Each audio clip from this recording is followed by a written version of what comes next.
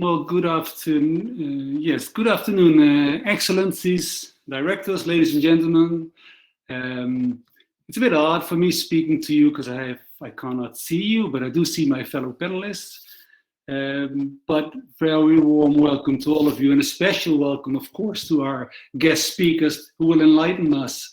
That is Firoz Alizada, Elke Hottentot, Sarah Harrison, Bahar Aksim, and Alex Munyambambasi. And my name is Paul Beckers. I have the honor to have the humble title of Special Envoy for Mental Health and Psychosocial Support. And in that capacity, I have the honor to moderate this session. I hope you all came in a little bit easier than most of the panelists and myself. We had some technical hiccups. It is possible that I suddenly rush away because then I need my son's help. I now have his computer in front of me, his screen, and we hope it helps. If not, you know what the reason is. Anyway, we truly appreciate your presence here on the side event on the significance of mental health and psychosocial well-being. And as a moderator, I take the liberty to make a few preliminary remarks, two, maybe three. It's a bit about MHPSS. Many practitioners, many people in the field have emphasized since long the importance of mental health and psychosocial support in crisis response. And as a Netherlands government, over the past few years, we have joined them. We've tried to support them. Why do we do that? Actually, it's a simple reason. We really want people to feel mentally healthy and strong. People are basically entitled to a certain level of well-being. But there's another reason for it. Imagine a community coming out of a crisis situation, be it war, be it natural disasters, and evidence shows that if you allow communities, as well as individuals, to deal with their grief, to deal with their traumas, cope with their losses, they simply recover better. They bounce back faster and better. So there's also it's a wise thing to do. That would be my first observation. The second one is more close to your work. Imagine an individual, a man, woman, child that is hit, that's struck by a mine. He or she suffers from a trauma. His or her life has changed forever. Psychological, psychosocial support is essential to ensure his or her social well-being, to ensure self-reliance and a successful reintegration in the society. But also, it goes beyond an individual. This sort of help, psychological, psychosocial support, is also important for communities having to live with fear of possible mine accidents that can happen to themselves or to their loved ones. I well remember my time in Cambodia, early 90s. I was there involved with UNTAC. I was struck that every day people had to deal with the stress of simply they were herding cattle in the field or having the children play outside. There was constantly the risk of something happening. For them, this sort of help is very much needed as well. And the last remark, very brief one. When we talk about people that have to deal with the consequences of mine injury, we have to talk about them and with them, not as passive victims, but as active survivors. They possibly need support to retain or regain their ability to act, but they're important human beings that can contribute tremendously. That's important as well. And all of this is the reason we brought together a number of experts today in this field to share their knowledge and experience with all of us, to inspire us. Now, this is what we do during this session. First of all, we will start by discussing what is understood by MHPSS. and what role it can play in victim assistance within the framework of the Anti-Personnel Mine Ban Convention. So we talk about the what, and then we continue talking about how. How to include MHPSS in mine action. How to make it part and parcel of our work. But before we do so, let us first hear from someone who lived the experience. Alex, and I hope, Alex, your mic now works. If I may introduce you, Alex Mhbss, who is a mine survivor and who is the founder of Amputee Self-Help Network Foundation in Uganda and a peer counselor. We would love to hear your story. If you can share your story with us, and so we can learn from you. Alex, I hope you're able to join us.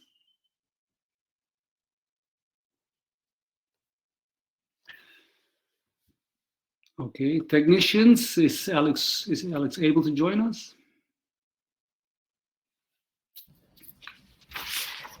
Hi everyone, I'm working on it, so please, Paul, could you move forward, and I'm trying to help Alex, okay? Sure. All right. We hope to have him on with us in a minute. Then may I talk to Firos Alizada, who works with the Implementation Support Unit of the Anti-Personnel Mine Ban Convention in Geneva. They provide advice and technical support to states parties in methods related to victim assistance. Alex, I see you on the screen. Can you talk to us? Can you unmute? Can you unmute? No, he can't unmute. Don't worry, Alex, if you can hear us, and that's good, at least you join us as a group. Thanks for being with us. I was just introducing Firos Alizada, who has first-hand experience in overcoming challenges and has been active in this field for over 15 years. Dear Firos, can you tell us how victim assistance is understood under the convention?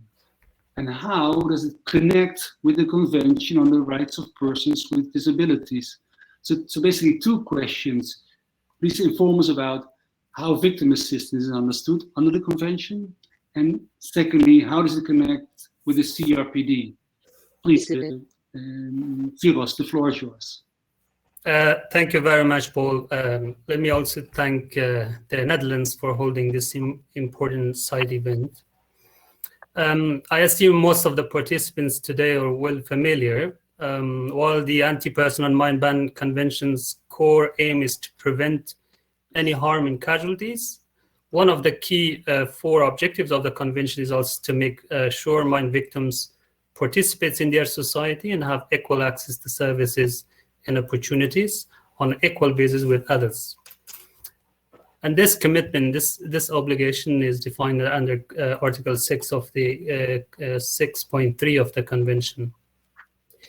It's important to remember, especially when we discuss victim assistance in the context of mental health and psychosocial support, what do we mean by victim assistance and who are victims? Mm-hmm.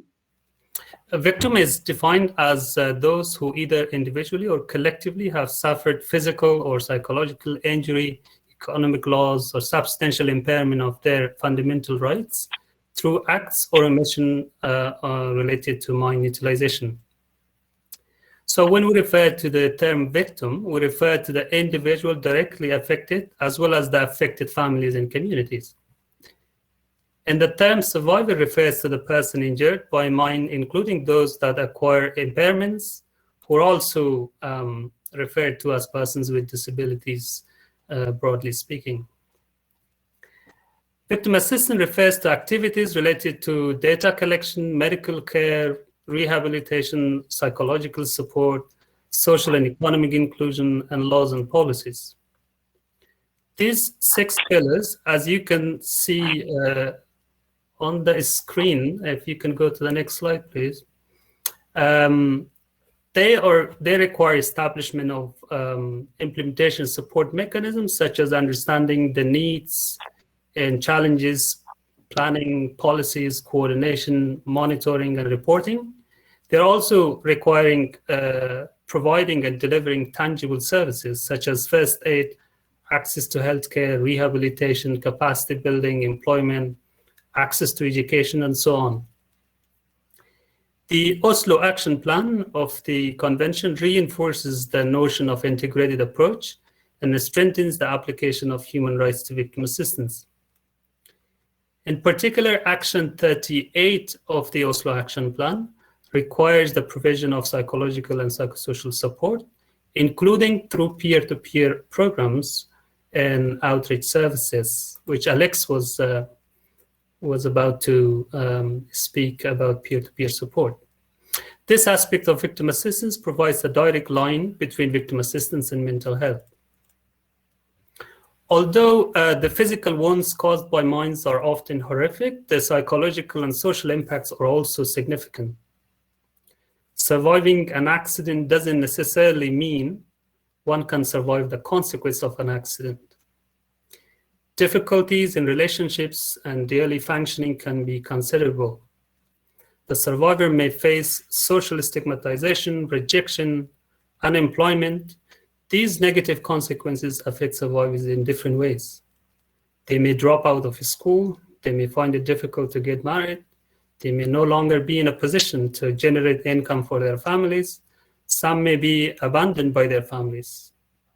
Psychological and psychosocial support, therefore, has the potential to make a significant difference in the lives of survivors and the families of those who've been killed or injured. Victim assistance has evolved a lot over the past 2 decades. The state parties have been increasingly embracing the principles of human rights, non-discrimination, gender equality, inclusion, and participation.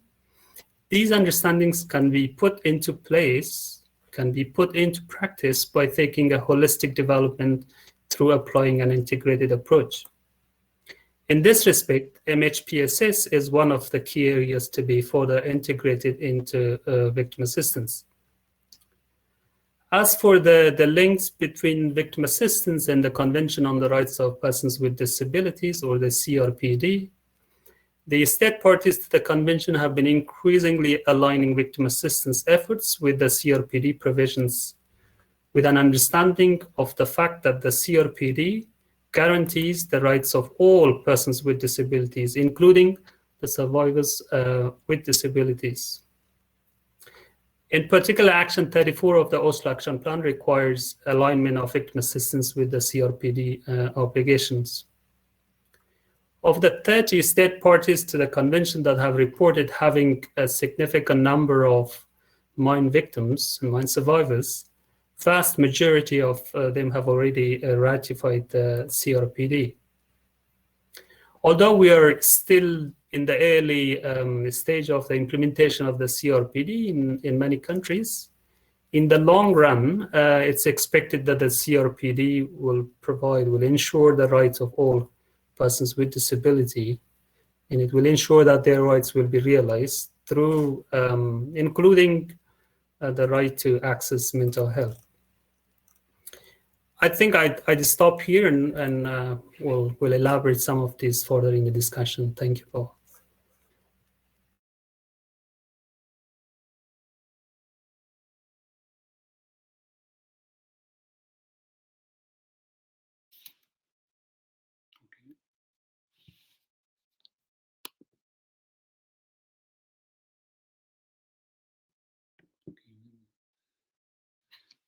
Hello, can you hear me now? Yes. Am I back on? Good. Well, Firas, I missed half of what you've said. I'm sorry. But you're done, right?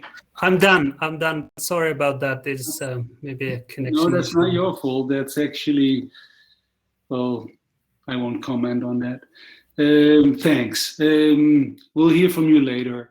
May I now introduce Elke Hottentot, who is the Victim Assistance Specialist with Handicap International, Humanity Inclusion. Elke, I have 1 or 2 questions for you, if I may.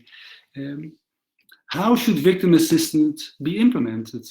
And what are opportunities for the mine action sector to contribute to improving access to psychosocial and psychological support? In other words, if you like, how to ensure delivery of psychological, psychosocial support.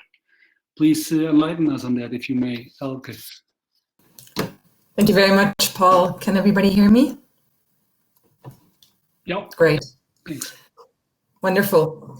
I want to echo what Firas was saying, which is to thank the Netherlands for championing the cause of mental health, without which, we know that all else fails, everything else that we may want to do to support the inclusion of survivors and other persons with disabilities.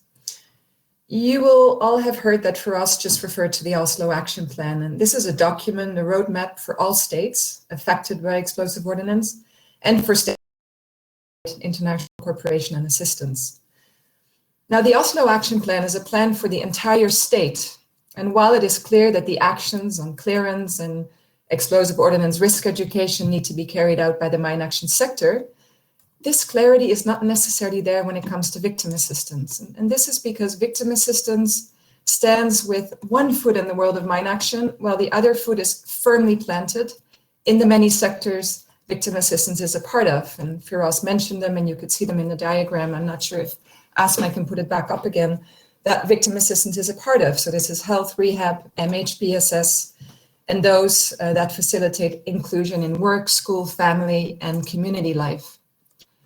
But clarity on how to implement and coordinate victim assistance was lacking for many, many years. But with the adoption of the International Mine Action Standard 1310 on victim assistance by the International Mine Action Standards Review Boards yesterday, which is a big woohoo, it has now been agreed that victim assistance should actually be implemented and coordinated according to what Firas was referring to, the integrated approach, which has two imperatives. One is that there are responsibilities on the part of the multiple sectors that victim assistance is a part of.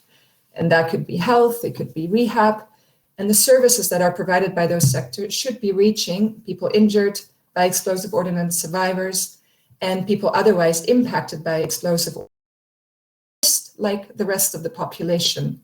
So part of the work on victim assistance lies with the Health Ministry and the Ministry of Education and the Ministry of Social Welfare. But the other imperative is that there should be specific victim assistance efforts carried out by the mine action sector.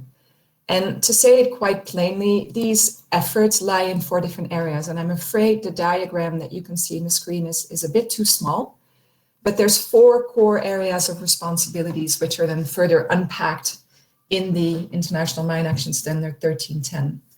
The first area of work is information management, including data collection, analysis of disaggregated data, and dissemination of aggregated data on casualties and on available services in the areas in which mine action efforts are carried out. And I believe Paul has another question for me towards the end of the event, and I will then give you some practical examples of how that can actually be done. The second area of work is referral of explosive ordnance victims to relevant service providers, simply providing information about where these services are. A big barrier to accessing service is often just not simply knowing where you can actually access services. A third area of work is supporting the development of relevant national action plans. So this could be an action plan or a Ministry of Health strategy or so it means that the mine action sector should sit at the table in coordination structures, for example, for disability inclusion, and speak up on the need for more resources to be made available for victim assistance. A last area of work, which is on the basis of what I call privileged knowledge that the mine action sector has of the reality and the needs of survivors, indirect victims. Privileged because they are often the only ones working in the areas, precisely the only ones because contaminated areas generally don't attract a whole lot of other organizations or services. So they have privileged knowledge on the basis of which they can promote multi-sector engagement and share information on the specific issues related to victims with relevant actors in the effort to mobilize this multi-sector response that is needed for advancing both the rights of victims and also responding to the needs that they have. As such, the mine action sector's engagement with other domains is really necessary to promote this progressive mainstreaming of victim assistance in health, disability, education, social protection, human rights, and many other sectors that it is a part of. And this is a role that the mine action sector should carry out until victim assistance is fully integrated in other sectors, and as long as the mine action sector is active in a country. And in closing, I just want to share that UNMAS 1310, so this is the UNMAS on victim assistance, underlines that the mine action sector has a really important role to play through these so-called victim assistance specific efforts, through facilitating access to services for survivors and by supporting governments of affected states with making services available and accessible in the areas where people are injured and where survivors and indirect victims live. And these efforts should be carried out without any additional funding, and essentially these tasks should become part of the terms of reference of community liaison workers, exposed ordnance risk education staff, deminers. And my last closing sentence on this particular question, Paul, is to say that by implementing UNMAS 1310, the sector will become more inclusive and contribute to the vision of leaving nobody behind. Wonderful, Elke. Thanks very much. Thank you for responding to my questions. Clear messages on the imperatives, on on UNMAS 1310, and you make it very clear what makes it feasible to ensure MHPSS is included in mine action, which is a subject where also Sarah Harrison will give her views about. I do hope. But before I invite Sarah, a message, an invitation to our audience. There will be opportunity for question and answer for your questions. If you do have them, please feel free to ask your questions in the chat.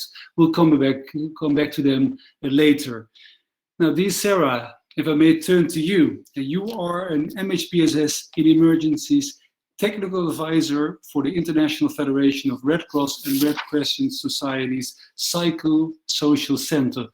That's such a mouthful. I'll repeat it because it's an important role.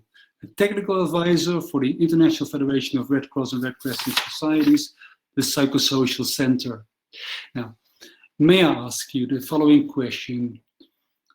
What is MHPSS in emergency situations exactly? Because what are we talking about? What can we learn from your experience? And how could MHPSS be applied to victim assistance in mine action, in your view? So if you can share your views with us, would very much appreciate. Dear Sarah, the floor is yours. Thank you, Paul, and thank you again for the invitation and to speak. I do have the unfortunate long job title, so apologies for that. Thank you, Asma, for showing the infographic, because I'd like to draw the audience attention to the middle column, where we actually have a pyramid structure, and we also have the definition. And there's a definition here for mental health and psychosocial support in the emergency settings or humanitarian context. And that definition comes from the guidelines, the Interagency Standing Committee guidelines released in 2007. That definition is promoting or protecting psychosocial well-being, and or preventing and treating mental health conditions, or supporting people with mental health conditions. And the key thing is that mental health and psychosocial support is a spectrum of services. It's not just one service. So you have basic services that can be provided by community health workers, community rehabilitation workers, teachers, for example, within their classroom environment, how they can support a child who has survived an injury or a landmine accident. And we also have community services and family supports, where activities might be happening within people's houses or homes, and activities taking place in rehabilitation centres or in community centres where they exist. There are also group activities for survivors that might happen on orthopaedic wards in some secondary level care hospitals. And also more outreach activities as well. And for the vast majority of survivors, that's actually enough to help them to rebuild their lives, to adjust to their injuries, and to be reintegrated back into society again. However, for some survivors, they have had a particular exposure to an injury or to the traumatic event itself, and very much benefit from more individual assistance. And this is where the peer support mechanism that's so strong within the victim assistance and actually so effective comes in. And that's a very focused activity where you have one survivor actually supporting another survivor of an exploded ordnance. And it's very effective because that support exists even without there being an external agency there to provide that assistance. It's using existing community structures. It's using the lived experience of the person with a disability to support another person. So it's a very empowering approach, and it's also particularly effective in areas where we don't have access. Humanitarian access because there's protection issues or there's restrictions in place, or access because of physical protection, as in the area might still be there might still be contamination from landmines. So as Elke, the previous speaker, mentioned, there is a privileged access that mine action actors have, and also particularly other community members. So the peer support mechanism is very key. It's a very strong part of being able to provide psychosocial support in this context. We also have more specialized services in terms of case management. And I know that other colleagues from Humanity and Inclusion will explain this later on in the session, where you would have a more case management approach, where you would pair a rehabilitation worker and someone that's trained in psychological support skills, a psychosocial worker, and they're able to provide outreach services within houses, can be treated from a rehabilitation, a physiotherapy perspective, and that survivor and their family can also be supported from a psychological perspective. And then lastly, for people that might be really struggling with adjusting to having been injured or from being directly affected, there's also a role for mental health professionals within the health service system and the health sector. And this is not a separate service that should be set up. This is something that should be, as Elke mentioned, provided within the broad Ministry of Health and Health Services within the particular country. So that's the psychological treatment, and that's done more by professionals. So what we have learned is that all of this is required. It's not just a one-size-fits-all. It's also about the fact that in order to provide holistic services for a survivor or a victim as part of victim assistance, it requires multiple people, and it requires interministerial cooperation from governments and intersectoral cooperation as well, if we're talking across the sectors within a humanitarian context. And that coordination role is also very important. Referrals are required within victim assistance, and that link service providers. And that's it sounds very easy, but it's actually quite complicated to do in practice as well. And I'll leave it there. Thank you. Thank you very much, Sarah. Thank you for sharing your vast amount of experience and for this excellent overview and suggestions for reading and sources for inspiration. Thanks a lot. So that was all about the what question as we formulated in the beginning. Now we go to how. How to actually integrate MHPSS in mine action. MHPSS is often referred to as a medical treatment of trauma, but it's much, much more than that.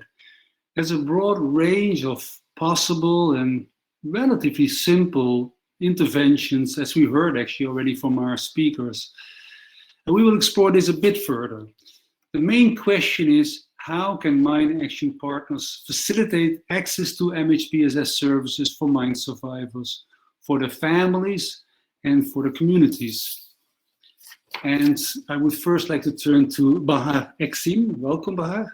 You work for Handicap International, also Humanity and Inclusion, specifically on MHPSS. Yes. My question to you would be, what are your best practices and lessons learned in working with mine survivors, with people with disabilities and indirect victims? The floor is yours, Bahar. Thank you. Thanks, Paul. So first of all, I would like to talk about what HI does globally in terms of MHPSS. And, you know, I'm based in Iraq, and then I will specifically talk about what we are doing in Iraq. So basically, as HI, we do provide MHPSS for explosive ordnance survivors, families of people injured and killed, and affected communities in order to promote and foster optimal mental health and social participation in the communities. And in this context of victim assistance, the goal of our MHPSS services are to prevent and also respond to psychological distress in the populations who are experiencing disabling injuries, and also to prevent the threat of the traumas. And also to prevent and respond to mental disorders, such as post-traumatic stress disorder. And for MHPSS services, we work directly with the person as well as with their environment. And the delivery of all MHPSS services has a specific focus on inclusion. And those activities are mapping of protection, basic needs, and MHPSS available services, which is the first step for us to know what are the available resources, and also to make sure that we are not duplicating with other actors. And raising awareness on mental health and psychosocial challenging with the focus of on the normalization in order to fight with the stigma that is attached to mental health. And then provision of psychological first aid, which is being provided following a serious crisis, which involves humane, supportive, and practical assistance. And we do provide provision of non-specialized MHPSS services, both individually and group, in order to reduce the stress, improve the psychosocial well-being by reinforcing the use of positive coping mechanisms. And we do work actually in many settings, in camps, in community centers, in youth centers, in schools, and in primary healthcare centers. And then we do capacity building of individuals to provide peer-to-peer support, which is the provision of social and emotional support by persons facing similar situations and challenges through one-on-one visits or social support groups. So this is kind of a ground floor for advocacy, specifically for the rights of persons with functional disabilities. And then identification and referral of people with severe psychosocial abilities with difficulties that go beyond actually what HI teams are able to provide in terms of psychosocial support. And then specialized mental health and psychosocial support. So basically, we are providing this activity by psychologists and psychiatrists. I mean, it's usually done by referral, but in some cases, we are able to hire specialists. So in this case, we do provide, but you know, there is always the lack of mental health professionals. So that's why if we cannot locally hire, we do not provide. And then the capacity building of civil society organizations and national institutions. So as soon as the context allows, ensuring the sustainability of the intervention. And in HI, MHPSS services are often provided jointly with the physical and functional rehabilitation.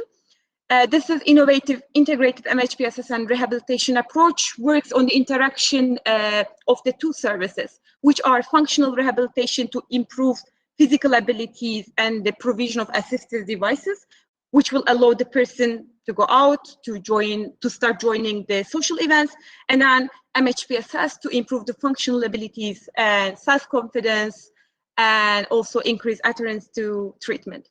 So specifically to talk about in Iraq, so I would like to share some figures from the 2021 humanitarian needs overview.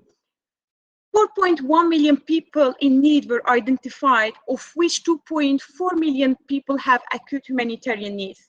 While this number of people in need remains similar to the previous year, and the severity of those needs, of course, have been increased, largely due to the impact of the COVID-19. And the mental health concerns increase in the countries affected by explosive ordnance, as experiencing distressing and traumatic events caused by long-term violence can result in debilitating levels of reduced self-esteem, permanent or lifelong disability, depression, feeling of insecurity, social withdrawal, self-harm, suicide, etc. And to this effect, nearly most of the people in Iraq are impacted by mental health and psychosocial challenges, either the way of the challenges they themselves face or through the interaction with the environment, with families, neighbors who are also struggling with such issues. And HI provides an innovative, comprehensive approach to mine action, implementing land release, risk victim assistance in one and the same geographical area. And our victim assistance interventions respond to multiple needs of the survivors and indirect victims. including, of course, mental health needs through innovative integrated physiotherapy and MHPSS services. And this greatly facilitates access to services, particularly for people who face severe trauma and who are also afraid of accessing support due to the fact that the psychological trauma also remains deeply stigmatized. And while this stigmatization remains high, the affected population are beginning to feel more comfortable actually in speaking about mental health needs with the provision of our services. And however, stigma still remains one of the biggest barriers to access the services. And to overcome this, we, HI, believe that the integration of MHPSS services into other sectors is crucial and is key to fighting with the stigma that is attached to mental health. And most of the people HI works with, they express the feeling of insecurity, not only the result of physical factors such as extensive explosive ordnance contamination, but also because of the compounding psychological effects of the recurrent conflict. I mean, in Iraq, there was like almost 40 years of conflict, including authoritarianism, an 8-year Iran-Iraq war, 2 Gulf wars, the decades of economic sanction, a civil war, and the recent occupation by the Islamic State of Iraq and Syria group. So given this and the compounding effects of COVID-19, including increasing unemployment, gender-based violence, lack of access to services, and isolation, just to name a few, the mental health needs in Iraq have been escalated. And this can be seen through the increasing reliance on negative coping mechanisms and also the suicide rates. I mean, there are a lot of studies that was done by WHO. We can see those suicide rates. So accordingly, the generations of Iraqis exposed to recurrent conflict and then also the global pandemic need to regain their emotional safety. And one avenue through which this can be achieved is the through provision of MHPSS services. And currently, HI train both. Bar, sorry, I didn't want to interrupt you, but could you try to round up a little bit? Just 1 minute. I will just end with an example from the field. So sorry. All right, thanks. Yeah, and one avenue through which this can be achieved is the through provision of MHPSS. And currently, we are training our both risk education agents and multitask team on basic MHPSS that they would be able to identify and then refer the cases appropriately. I mean, I will just finish with an example from the field. So we supported a family of a victim of an explosive ordnance accident who had been identified by the risk education team and then received initial psychological first aid together with the psychosocial support staff. The family was then supported through follow-up psychosocial support sessions, and people who received those services, they expressed that even though they didn't believe MHPSS services are really something beneficial for them, especially in the fact that what they have been going through, they still told us that they felt there were some people to support them, which means that just being there for them is also increasing the emotional safety. Thank you very much. I'm sorry for the time. It's okay, Bahar. Thank you very much. You've given us many, many very good examples of the need for mental health, how crucial it is to survivors, and how important it is to address psychosocial needs, and the need to have these needs translated and taken up in policies and programs. Also, and I'll make a little bit of a step, to obtain funding for MHPSS inclusive approaches, because we do need funds for this. And on this, we would like to hear from Firos again. Firos, resources for victim support and mental health are scarce. Do you have some tips on effective and sustainable ways of integrating MHPSS in Mind Action, for example, in peer support? Firos, please, can you enlighten us? Thank you. Thank you, Paul. Yeah, we may, you may not call it peer support, but we always support each other, and especially when we share a similar life experience, we counsel our peers, and that's literally called peer support. Conceptually, peer support refers to mutual support between two individuals or among a group of people with similar life experience as they move through a difficult times. Peer support is literally about sharing experience and in an encouraging, open, and supportive manner with the aim of assisting an individual, such as a person who's traumatized, to get through difficult times. It's not new at all. It's been also mentioned in the CRPD under Article 24 and 26. It's also part of the Oslo Action Plan, and broadly peer support is used in the mental health already. And some of the advantages of, since you mentioned how we could practically integrate, especially when there are scarce resources are not or quite limited in a lot of contexts. Peer support contains many advantages, some of which considered as distinctive characteristics that cannot be replaced with other methods. It's a people-centered approach. It's about providing practical counseling with care and compassion. It's believed that the significance of peer support also lies in its central goal to assist individuals to regain and foster self-confidence. Peer support workers who share their life experience as a role model often resonate to peer support receivers in a strong and positive manner, which is perceived as a unique element of this approach. While medical doctors and other professional health workers may focus on symptoms, peer support focuses on a range of issues associated to an environment, society, household services, emotions, expectations, and so on that may help the process of recovery.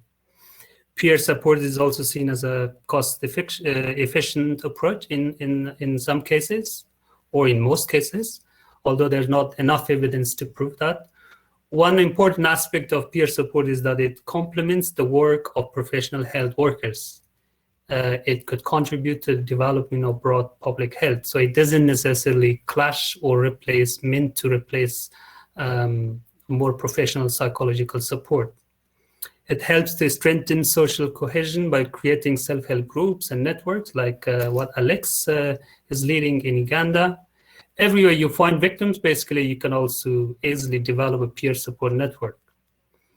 Alex and many other survivor networks and organizations of persons with disabilities, some of who probably is joining us today, the discussion, have great capacity in this regard. It's relatively easy to start a peer support, but it's often challenging to maintain it and to address the challenge to ensure the sustainability of peer support. Is often challenging to sustain that. And one of the ways that I think that one of the ways that could help is to integrate peer support as in the package of psychosocial support into public health system, and that may without jeopardizing the role of survivor networks, because they have the central role in providing peer support. So integrating peer support in whatever way makes sense according to the national policies of public health would be one way to sustain peer support in the long run. Thank you. Thank you very much, Firas. Very, very good, very important suggestions. And that's one more issue. I would like to take it from, well, you ended with the peer support. I'd like to take it to partners. And there's a question I like to raise with Elke. Mine action is more than victim assistance. What are, in your view, opportunities to integrate MHPSS in other aspects of mine actions and other partners that can be engaged to provide access to services? Please, Elke, what are your thoughts? Thank you very much, Paul. My thoughts are the following. What I thought might be useful, given that most people in the room, the proverbial room, come from the mine action sector, is to give some examples of how this facilitate access to services to MHPSS and other services. The example I wanted to give was that when teams are conducting a non-technical survey to assess what areas could be contaminated, these teams could also, in addition to the 101 questions they asked the local population and local administrators and others, the additional question of what services are available in the area, and as such contribute to a directory of services which could then be shared with all mine action staff, no matter what activity they're doing. For example, next, if explosive ordnance risk education staff is moving through contaminated villages and cities, they simply have a directory of services available and can provide this information with people in need of services. Another example of how the sector could promote, other actors responsible for providing services to deliver these in the often hard to reach areas in which victims live is to really look at casualty data through the lens of victim assistance. To date, the sector has mostly looked at that data to be able to confirm a suspect hazard area or to know, which population should be targeted for risk education. But we haven't so far really looked at this data to understand the need for services. And one example that probably some people in the room have heard me share already on previous occasions is studying casualty data for understanding the mortality rate of people that have an accident. And we know that if some very simple first aid measures are available, even a volunteer village-based trained capacity, that this mortality rate could be as low as 12 to 14%. And so if we were to study casualty data for the mortality rate, and we're finding that, and this is often the case, that it is as high as 30 or 40%, then we know that there's a lack of emergency medical response in the area. The sector then has a responsibility to go to the Ministry of Health and actually inform them about the need to deliver first aid training, get ambulances in place. And to date, the sector has not yet done that, but with UNMAS 1310, this will become an additional role that the sector can play in facilitating access to services. Now, very specifically, what can the sector do to increase the availability of MHPSS services? So I've just given an example of how can we make them more accessible through the provision of information. Clearly, there has already been the example of peer-to-peer support by survivors for survivors. This is about how to make MHPSS services more available. So when the sector is putting together a bid in response to a mine action call, operators could apply to donors for funding for victim assistance as well. With these funds, they could either directly provide services, and this is the case for HI because we are a multi-mandated organization that's not only conducting risk education and land release, but also delivering services. But a mine action operator could also try to obtain victim assistance earmarked funding and provide these through a local implementing partner, for example, a survivor organization that is facilitating peer-to-peer support as a way of making MHPSS services available to survivors and other people's in need. And I really want to wrap this up because I know Alex has some really fantastic field examples to share with us. So in sum, the sector plays an important role in facilitating access to services through identification and referral, and also through promoting actions by actors with a responsibility to deliver services there where needed, or by providing services either directly, depending on your mandate, or through local partners. Now, one last word that I just wanted to share with you to show how this sector could leverage victim assistance to make services available more broadly. Victim assistance, as Firas explained very well, is an obligation for state parties to the Mine Treaty and the Convention on Cluster Munitions. And what we often see is that the Mine Action Authority that is responsible for coordinating victim assistance generally tends to sit higher in the Ministry of Social Welfare. And as such, the victim assistance obligations can spur actions in affected areas, such as was the case in Tajikistan, Chad, and Algeria, to name only a few, because in these countries, national action plans on victim assistance were developed because the authority pushed this. And in having a national victim assistance plan in place, the principle of non-discrimination means that these services that are next going to be delivered are accessible to everybody, not only to survivors, but to anybody in need. And so my last sentence really be a doorway through which a national disability dynamic is launched and much needed services can be developed in MHPSS, but also so let's use victim assistance also to mobilize action there where otherwise, depending on the state's priority on disability and on the services needed, including MHPSS, there where possible. Over to you, Paul, and I really hope there's enough time for Alex to share his story. Well, thanks so much, Elke. So much important information. I think we also have to think, us as an organization, how to communicate this. I mean, this 1 hour is so much information, valid thoughts, that we need to see how we can convey that to our audience. You talked about cross-sectoral cooperation, importance of research and data. Meanwhile, I'm very happy to see that my colleagues were able to respond to the questions through the chat. So that's very good. So we have the questions of the audience answered, which allows us for time to listen to Alex. Alex, again, apologies for your inability to unmute. Happy it worked out. Coming back to what I said earlier, you are the founder of the Amputee Self-Help Network Foundation in Uganda, and you are a peer counselor. Please do share your story with us, because we like to learn from you. Alex, please. Thank you so much, Paul. I hope finally everyone can hear me. Thank you to the panelists. You've so far given us very, very good information. Firoz, your explanation on peer support was spot on. And I'll start by saying that as a landmine survivor, I've noticed the very, very importance of peer support and psychosocial support to these survivors. I realized a brief part of my story is after losing my limb, it took me a long time to recover from PTSD, because I had no one to talk to. I had no peer to share with me. I had no one to guide me into the new life I was starting. And that's how the organization was born.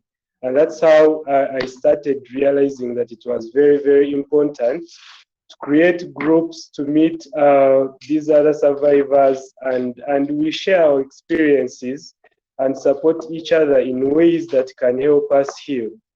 And when you look at it, you get injured, you see all these things, you go through these traumatic events, and when you do that and you're not supported in any way, psychosocially, supported mentally, it becomes really, really hard to recover and get to integrate back into the community as you live the new life with a disability. So that's how we ended up creating Amputee Self-Help Network Uganda to support survivors of conflicts as well as other people living with disabilities.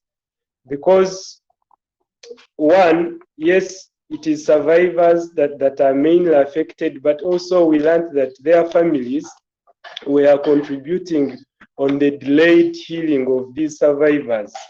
You find a survivor in a family, and when you reach there, the family members are more afraid of what is the survivor is going through than actually the survivor. So we found it important that we had to keep on moving from like house to house, going to communities of survivors and speaking to both survivors and their families, so that the families can create an environment for these survivors to heal.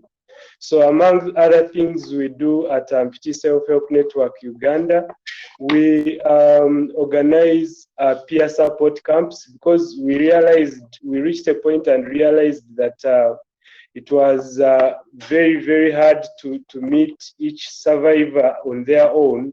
So we organized and raised some funds to keep on organizing peer support camps, where we meet and share as groups, because we realized when you meet as a group and you're many, it is different from when just one person meets the other, as the core peer support is supposed to be. So when you meet as a group, you get a chance of sharing with different people, and you get to get a feel of different experiences from different individuals. When we talk about the the sustainability of peer support among survivors, especially in the countries that have been declared landmine free. In this case, Uganda. You realize that, as Firoz has put it, it's hard to sustain it, especially if there is no continuous funding for the activities required. Because like in Uganda, when you look at the survivors, the landmine survivors and where they live mostly in the rural areas of the country. And as the people who facilitate peer and psychosocial support, it's really hard to traverse the country doing that if you don't have like continuous support. So we've been trying to talk to the Ministry of Labor and Social Responsibility, as Eric was saying. We keep on lobbying and saying maybe if it can be integrated into the public health policies, but also ensure that the survivors and other people living with disabilities are involved in these activities, because, as Firoz put it, peer support really works well if the person talking to the people they are counseling know what they are talking about. We have seen survivors who come to us and say, I went to the hospital and the counselor was saying A, B, C, D, but I couldn't even listen to them because I knew they didn't know what I was going through. So it makes sense only if the mainstreaming of peer support into public health policies can be done as by involving survivors as well. As Amputee Self-Help Network Uganda, another issue we look at mainly is the physical rehabilitation, because yes, you meet someone and provide them with peer counseling, psychosocial support, and they are well, but they still can't get by because they don't have access to these we need, the assistive technology, the wheelchairs, the hearing aids, and all that. So what we do, we try to lobby and find ways of raising funds to get these individuals prosthetics and the assistive technology they require. Because as a country, the government does not services in their main hospitals, so everyone has to survive on their own. Yeah, I think I have touched every part I wanted to touch, but maybe I can leave everyone with words by Julia Galef. She says, remember, the goal isn't to convince yourself that your misfortune is actually a good thing. You are not looking for lemons into a lemonade rationale here. You are recognizing a silver lining in the cloud and not trying to convince yourself that the whole cloud is silver. But in many cases, that's all you need. Not seeing the silver lining is enough to make you willing to accept the reality of the cloud.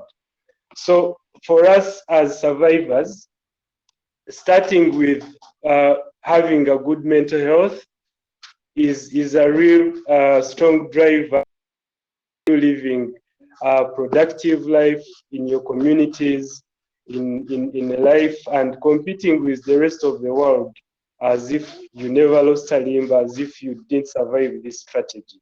Thank you so much for giving me a chance to share today. I hope we are good. Alex, you are very, very good.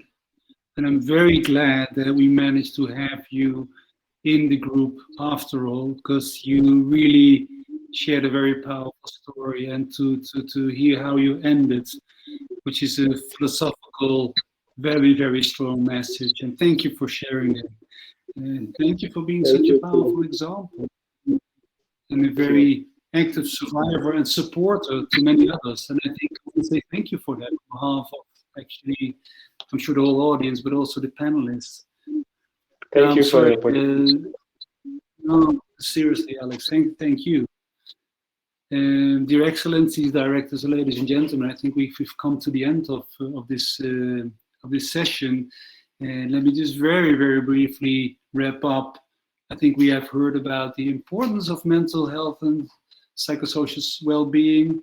We've learned about the possibilities to help many people and families, for communities to regain their psychosocial well-being. We've heard guidelines and tools that are available. We've heard many experiences, best practices shared, even tips and tricks. And of course, the need for all of us to advocate for integrated approaches and for funding strategies.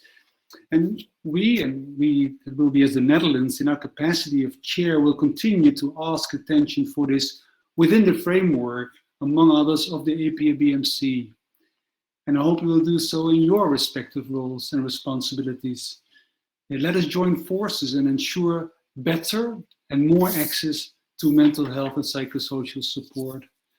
And with that, I would like to sincerely thank you for being with us, for listening to us, for your presence and attention. And of course, a very special thank you to Elke, to Sarah, to Bahar, Alex, and Firos. And apologies for the technical hiccups. Thank you for bearing with us, having to improvise.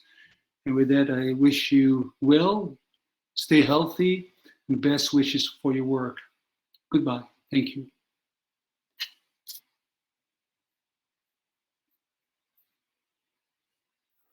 Thank you, Paul. Bye, everyone. Thank you and goodbye. Thank you. Bye.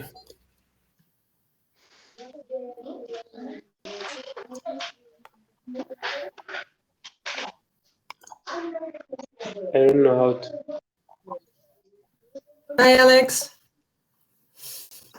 Okay, bye, Sarah. Bye, Firos.